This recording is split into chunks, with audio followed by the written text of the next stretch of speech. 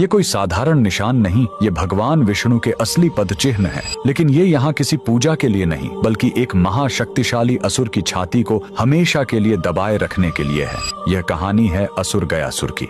लेकिन रुकिए, वह कोई पापी या दुष्ट राक्षस नहीं, बल्कि भगवान विष्णु का इतना बड़ा भक्त था कि उसने कठोर तपस्या करके भगवान ब्रह्मा से वरदान पा लिया। वरदान था, जो भी मुझे देख लेगा या छू लेगा उसे सीधे मोक्ष मिल जाएगा। यह वरदान इतना शक्तिशाली था कि हर पापी भी सीधे मोक्ष पाने लगा। स्वर्ग नर्क खाली हो गए और यमराज का काम ही बंद हो गया। जब प्रकृति का संतुलन बिगड़ा तो देवताओं ने एक दिव्य छल किया। उन्होंने गयासुर से उसकी पवित्र देह पर यज्ञ करने की अनुमति मांगी। जैसे ही गयासुर लेटा, वह हिलने लगा। तब ब्रह्मा जी ने मृत्यु के देवता यमराज को आदेश दिया कि वो अपने लोक से एक विशाल धर्मशिला लेकर आएं और गयासुर की देह पर रख दें।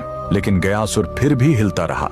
तब उसे स्थिर करने के लिए स्वयं भगवान विष्णु ने उस विशाल धर्मशिला पर अपना दाहिना पैर रख दिया, जो हमेशा के लिए अंकित हो गया। भगवान के स्पर्श से गयासुर खुश था। उसने मृत्यु से पहले भगवान विष्णु से वरदान मांगा, मेरी यह देह दुनिया का सबसे बड़ा तीर्थ बने और जो यहाँ अपने पितरों का पिंड दान करेगा उन्हें सीधे मोक्ष मिलेगा। और भगवान के आशीर्वाद से गयासुर का वही शरीर आज बिहार का पवित्र गया शहर है। और जिस स्थान पर विष्णु ने पैर रखा था, वहीं पर बना है यह प्रसिद्ध विष्णुपद मंदिर। लेकिन रुकिए, इसी मंदिर के बगल में इस फल्गु नदी में कभी पानी नहीं दिखेगा। क्यों? कहते हैं, जब भगवान राम और लक्ष्मण अपने पिता के पिंड दान की सामग्री लेने गए थे, तब राजा दशरथ की आत्मा स्वयं प्रकट हो गई और उन्होंने माता सीता से ही पिंड दान मांग लिया। तब सीता जी ने फल्गु नदी की रेत से ही पिंड बनाए। उनके हाथों में रेत भी अन्न के पिंड के बराबर हो गए और फल्गु नदी एक गाय और एक ब्राह्मण को गवाह बनाया। लेकिन जब राम जी लौटे तो उन्हें इस बात पर विश्वास नहीं हुआ